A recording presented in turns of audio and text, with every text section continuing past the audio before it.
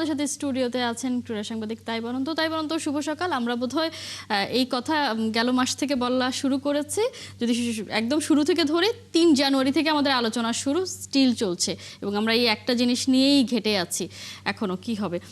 গতকালকে একটা বৈঠক হয়ে গেল, আনএক্সপেক্টেড ছিল যে বিসিবি সভাপতিও সেখানে গিয়েছেন এবং আমরা যতটা শুনতে পেরেছি যে সেখানে বিসিবিও আসলে লাভবানই হতে যাচ্ছে যদি যা যা চাওয়া হয়েছে আইসিসির কাছে। সবকিছু মিলে কি মনে হয় এই মুহূর্তে কারা আছে আপার হ্যান্ডে?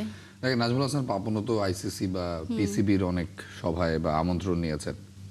আমি ঠিক মনে করতে পারছি না পিএসএল এ খেলা তিনি দেখতে গিয়েছেন কিনা, দেখতে যাওয়ার কথা, অনেক ট্রাভেল করতেন তিনি, কিন্তু এরকম গ্র্যান্ড রিসেপশন কখনো লাহোরে গিয়ে, মানে আওয়ামী লীগ সরকার যখন ক্ষমতায় ছিলেন সেই সময় বিসিবি পরিচালনা পর্ষদে যারা ছিলেন তাদেরকেও এরকম গ্র্যান্ড অ্যাকসেপ্টেন্স পেয়েছেন কিনা আমার জানা নেই।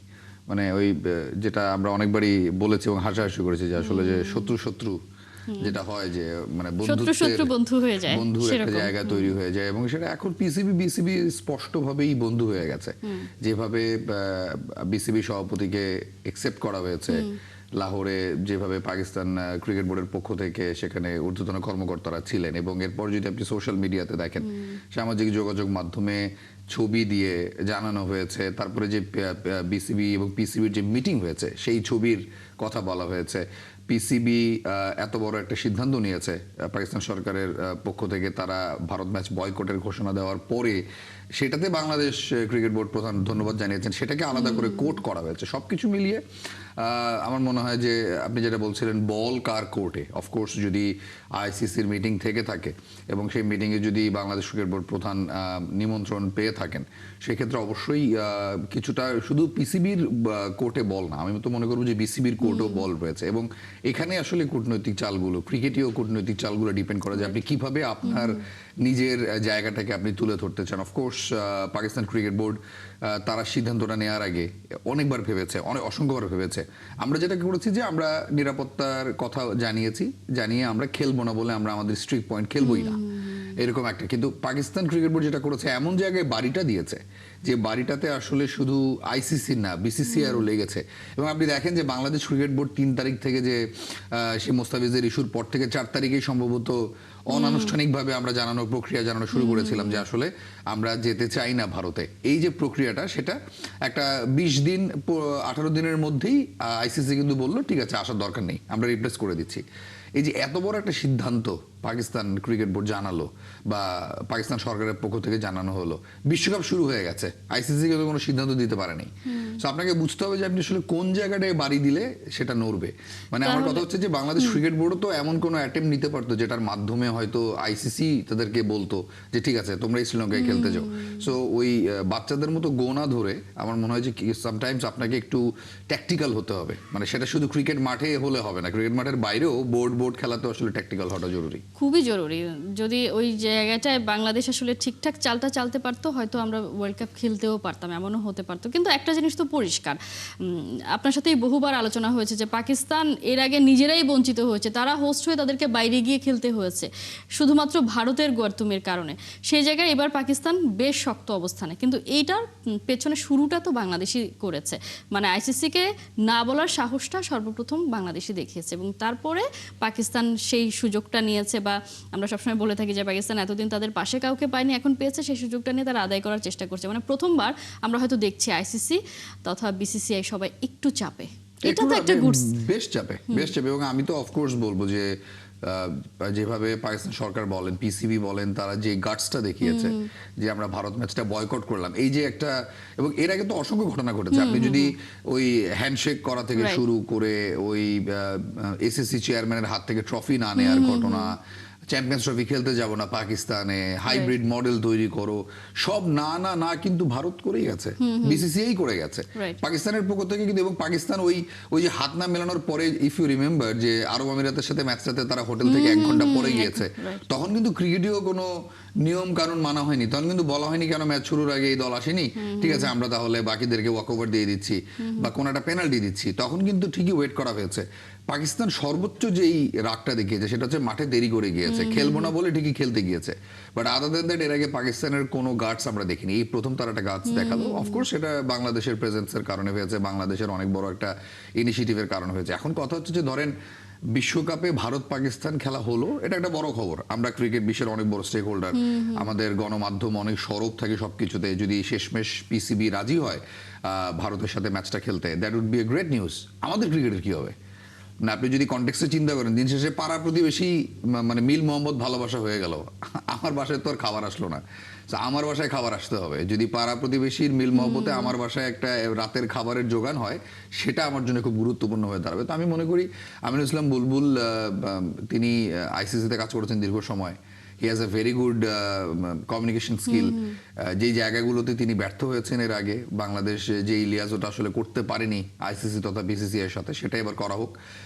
অনেকগুলো ইস্যুস থাকতে পারে। আপনার প্রতিবেদনে দেখছিলাম, আমিও মনে করি যে দ্বিপাক্ষিক সিরিজ তো বটেই, মানে বাংলাদেশ বিশ্বকাপে গেল না, এর ফলে যেসব সম্ভাব্য ক্ষতি হতে পারে সেটাকে ইউটার্ন করে এখন বাংলাদেশ কি কি আদায় করতে পারে সেটা খুব গুরুত্বপূর্ণ হয়ে দাঁড়াবে। কারণ যেহেতু আইসিসির একটা ইভেন্ট আপনি মিস করেছেন, সামনে আপনার আইসিসির নিজের ইভেন্ট রয়েছে, আপনি হোস্ট হবেন, সেইখানে আপনার কি ধরনের প্রতিকূলতা আসতে পারে, সেই জিনিসগুলোকে কাটিয়ে আপনি জিনিসটাকে কিভাবে নিজের দিকে আনতে পারেন। এবং এই এই মিলনের মাধ্যমে, মানে মিলন বলতে আমি বুঝাচ্ছি যে সেটা পিসিবি হোক, কালকে যেমন দেখেছি পিসিবি বিসিবির বৈঠকের ছবি পাকিস্তান ক্রিকেট বোর্ড ঢালাভাবে প্রচার করেছে। আইসিসির সাথে দেখা হবে, ভার্চুয়াল মিটিং এর কথা শুনেছি, সেখানে বিসিসিআই যিনি থাকবেন, একটা মিল মহব্বতের মাধ্যমে যদি বাংলাদেশ ক্রিকেট বোর্ড সম্পর্কটাকে আবার সুন্দর করে প্রতিষ্ঠা করতে পারে, সেটা বাংলাদেশ ক্রিকেটের জন্য অনেক বেটার হবে। সম্পর্ক একই সাথে নিজেদের যে চাওয়া, যেটা আসলে আমরা শুনতে পেয়েছি, বাংলাদেশকে মানে বাংলাদেশের বিরুদ্ধে আসলে অনেক ধরনের স্যাংশন আসতে পারে, সেটা যেন না আসে, ক্ষতিপূরণের কথা শুনছি, মানে কোনো ধরনের ব্যাড ইম্প্যাক্ট যেন এই ঘটনার ভবিষ্যতে না পড়ে, সেটা নিশ্চয়ই চেয়ে এসছেন, সেটা আমরা প্রত্যাশা করতেই পারি। কারণ যেভাবে তিনি আসলে ডাক পেয়ে লাহোরে গিয়েছেন, সেই সুযোগটা তিনি নিশ্চয়ই হেলায় হারিয়ে আসেননি, সেটা আমরা প্রত্যাশা করি। তিনি আসলে নিশ্চয়ই আমরা এই ব্যাপারে জানতে পারবো। এখন কি আমরা আসলে একটু বলতে পারি কিনা বা আশা করতে পারি কিনা যে আইসিসিতে বিসিসিআই এর মনোপলিটা খানিকটা আসলে কমে যাবে, এটা ধারণা করা যায়? এই মুহূর্তে সিচুয়েশন অফকোর্স বলে যে পিসিবি কিছুটা দাপট তো দেখাচ্ছেই।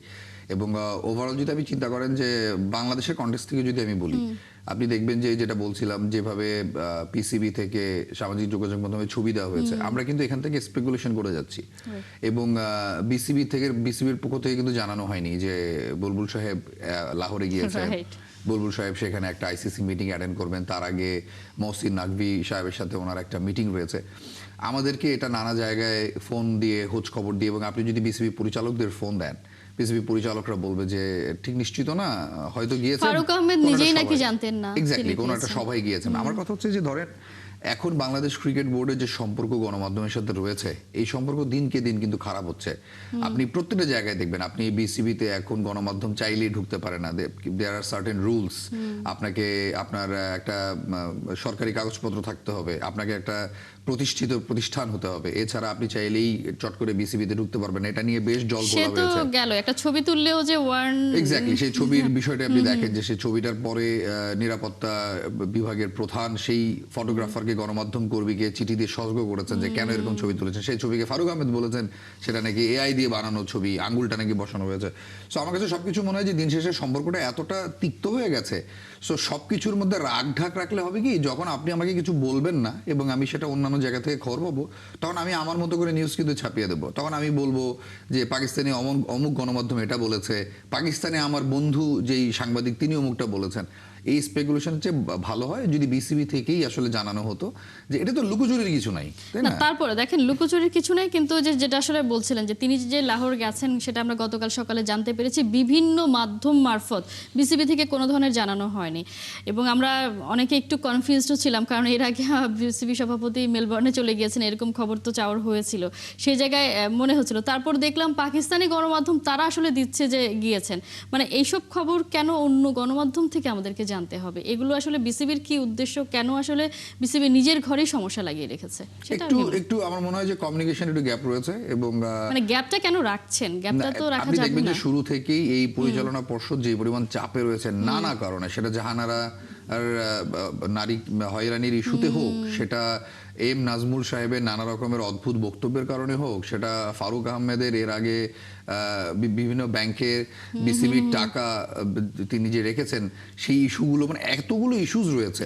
এবং এই কিছুদিন আগে বুলবুল সাহেব যে মেলবোর্ন চলে যাচ্ছেন, সেই ঘটনাকে কেন্দ্র করে যে নাটকটা হলো, এবং সেটা নিয়ে সবকিছু মিলেই মানে এখন বিসিবি এবং এই মুহূর্তে গণমাধ্যম, বাংলাদেশের গণমাধ্যম কিন্তু বন্ধু না, কোনোভাবেই না। এবং বিসিবি এক এক করে তার প্রত্যেকটা স্টেক হোল্ডারের সাথেই কিন্তু আপনি যে ক্রিকেটটা আমরা খেললাম না, এর ফলে কিন্তু যে সবচেয়ে বড় স্টেক হোল্ডার যে সাধারণ মানুষ যারা বিশ্বকাপে বাংলাদেশকে দেখতে চেয়েছিল, তারা কিন্তু বঞ্চিত হয়েছে। সো এইখানে আপনি সাধারণ মানুষ, ক্রিকেট ফ্যান্সদের সাথে আপনার একটা দূরত্ব তৈরি করেছেন, আপনি গণমাধ্যমের সাথে নানা কারণে দূরত্ব তৈরি করছেন। কিছু কিছু হলেই আপনি চিঠি পাঠিয়ে দিচ্ছেন, কিছু হলেই আপনি বলছেন এটা করতে পারবেন না, ওটা করতে পারবেন না। সো আমার কাছে মনে হয় যে সেই জায়গাটা না করে কিছুটা স্বচ্ছতা রাখাটা, কারণ আমিনুল ইসলাম বুলবুল লাহোরে গিয়েছেন, তিনি তো কোনো অপরাধ করেননি, তিনি লাহোরে এটা তো গিয়েছেন, এটা ভালো খবর, ভালো খবর। এবং সবচেয়ে বড় কথা, এটা বিসিবির বোঝা উচিত যে বাংলাদেশ ক্রিকেট বোর্ডের প্রধান যদি লাহোরে গিয়ে থাকেন, সেই খবরটা বাংলাদেশ গণমাধ্যম পাওয়ার সাথে সাথে সবখানে ছড়িয়ে যাবে। এবং সেটা কিন্তু ছড়িয়ে গেছে। আপনি দেখবেন যে তিনি মধ্যরাতে গিয়েছেন, সেটা নিয়ে কোনো গণমাধ্যম বলছে তিনি ফ্লাইটে ওঠার ঠিক আগ মুহূর্তে একটা ছবি পাঠিয়েছেন পরিচালকদের হোয়াটসঅ্যাপে। কোন একটা গণমাধ্যমে বলা হয়েছে, একজন পরিচালক বলেছেন আমি আসলে ভাই বেশি কিছু জানি না, উনি বলেছেন আমি যাচ্ছি, কি মিটিং, কেন মিটিং, কিছু জানি না। সো এই ধরনের এক ধরনের রাগ ঢাক, কেন আমার মানে শাক দিয়ে মাছ ঢাকতে হবে? আমি স্পষ্ট করে যদি জানিয়ে দিতাম যে আইসিসি তথা পিসিবির সাথে আমার দুটো মিটিং রয়েছে, তাহলে একটা ক্লিয়ার বার্তা থাকতো। নিশ্চয়ই সেটা আরো আমরা খুব সুন্দরভাবে জানতে পারতাম, কভার করতে আরো বেশি ভালো লাগতো। আমরাও ভাবতাম যে যেহেতু মিটিং এ ডাক পেয়েছে বিসিবি, নিশ্চয়ই ভালো কোনো খবর নিয়েই ফিরছেন। সবকিছু মিলে আমরা একটু দেশের ক্রিকেটে ফিরতে চাই। যদিও বিশ্বকাপ চলছে, কিন্তু সেই বিশ্বকাপ কেউ দেখবে না এই প্রত্যাশা করে বিসিবি আবার একটা টুর্নামেন্ট, অদম্য টুর্নামেন্ট করেছে, যেটা আজকে ফাইনাল আছে। খেলা কেমন এনজয় করছেন? শোনা যাচ্ছে আজকে ফাইনালে নাকি অনেক আকর্ষণীয় অনুষ্ঠান আছে, যদিও আমরা দেখছি অনেক কনসার্ট হচ্ছে, কোনো দর্শক নাই। আমি তার আগে একটু বলি যে বিশ্বকাপ দেখবে কি দেখবে না, আমি কিন্তু বিশ্বকাপ দেখছি এবং আমি দুর্দান্ত এনজয় করছি। আমি যখন দেখেছি যে টি-20 বিশ্বকাপের সংখ্যা বেড়েছে এবং প্রচুর আর্ন করা, যেমন আজকে যদি আপনি বিশ্বকাপের ফিক্সচারটা দেখেন, যখন আপনি দেখবেন ইতালি ভার্সেস স্কটল্যান্ড, আপনার মনের কোথাও কোনায় উকি দিতে পারে এটা ইতালির ম্যাচ তো দেখতেই হবে, ফুটবল বিশ্বকাপ নাকি, যেখানে স্কটল্যান্ড এবং ইতালি খেলছে। সো এটা ক্রিকেট টি-20 ওয়ার্ল্ড কাপেরই একটা খেলা। এবং এই ধরনের ম্যাচগুলোতে দিন শেষে মনে হয়েছে যে এক পেশে খেলা মনে হয় অনেক হবে। এক পেশে খেলা কি হচ্ছে? কালকে আয়ারল্যান্ড 15 ওভার পর্যন্ত চেস করেছে শ্রীলঙ্কার এগেনস্টে। নেপাল লাস্ট ওভারে লাস্ট বল পর্যন্ত ইংল্যান্ডকে টেনশনে রেখেছে। একটা ছক্কা হয়ে গেলে কিন্তু match would have been gone for Nepal. So সবকিছু মিলে আমার কাছে খুবই ইন্টারেস্টিং মনে হচ্ছে। এবং যেই অসাধারণ ক্যাচগুলো দেখছি, আমার কাছে মনে হয় যে খুবই স্যাড যে আমরা আসলে বাংলাদেশে এই বিশ্বকাপটা খেলছে না। খেললে খুব ইন্টারেস্টিং হতো। আর বলছেন বাংলাদেশের ক্রিকেটের কথা, অদম্যর খেলা কিছুটা দেখা হয়েছে আমার। এটা তো আসলে জাতীয় দলের ক্রিকেটার যারা রয়েছেন তাদের জন্য কিছুটা কি বলবো, হ্যাঁ কম্পেনসেশন, তাদের জন্য একটা কম্পেনসেশন। বাকি যারা রয়েছে তারা লাভবান হয়েছেন। এই সময়টাতে কোনো খেলা থাকতো না, যারা এজ লেভেলে রয়েছেন, যারা এই টিমে খেলেন বাংলাদেশে, তাদের হয়তো কোনো খেলা থাকতো না, তারা একটা খেলার সুযোগ পেয়েছেন, which is a good thing. কথা হচ্ছে যে আসলে কতটা কম্পিটিটিভনেস তারা ফিল করছেন। মানে ধরেন এই ধরনের একটা টুর্নামেন্ট হলো, 3টা গ্রুপ পর্বের খেলা হলো, তারপর আজকে ফাইনাল হয়ে যাচ্ছে। সো তাদের নিজেদের ভিতর তো ওই চাপটা থাকতে হবে। শরীফুলের এগেনস্টে সোহান 4টা ছক্কা মেরেছেন, একটা অসম্ভব রান চেস করেছেন, 2 ওভারে মনে হয় 20-25 রানের মতো, 30 রানের মতো কভার করেছেন। দেখে ভালো লেগেছে যে এই কম্পিটিটিভনেসটা থাকা উচিত। মাঠের ক্রিকেটটা আপাতত আছে, ক্রিকেট বোর্ড সেটা নিশ্চিত করেছে, 4টা দিনের খেলা রেখেছে, অতটুকুই আসলে প্রাপ্তি যদি আপনি চিন্তা করেন ওভারঅল। আর এটা খুব ইন্টারেস্টিং, প্রতিদিন ম্যাচ শুরুর আগে কনসার্ট হচ্ছে, কিন্তু কেউ দেখছে না, কেউ দেখছে না। এবং আপনি যদি দেখেন যে তাদের line up is really good. মানে মাইলস গান করেছেন, ওয়ারফেস গান করেছেন, মাঝখানে মনে হয় তারা মিলাকে নিয়ে এসেছেন।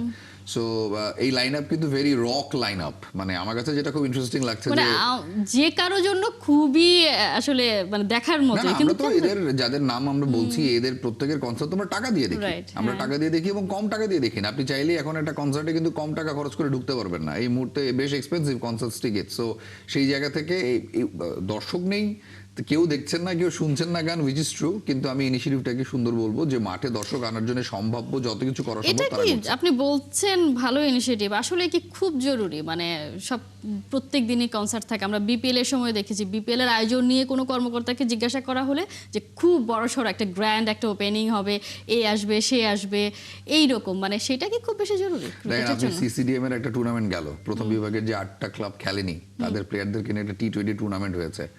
সেই টি-20 টুর্নামেন্টের ফাইনাল ডে গিয়েছে গতকাল, যেখানে ফারুক আহমেদের বক্তব্যটা এখন বেশ আলোচিত। সেই টি-20 টুর্নামেন্টের ফাইনালে কি কি খাবার খাওয়ানো হয়েছে আপনি জানেন? সেখানে মুড়ি মাখানো খাওয়ানো হয়েছে, পেঁয়াজু খাওয়ানো হয়েছে, ক্রিকেট বোর্ডের পক্ষ থেকে সেখানে ঘুড়ি উড়ানো হয়েছে।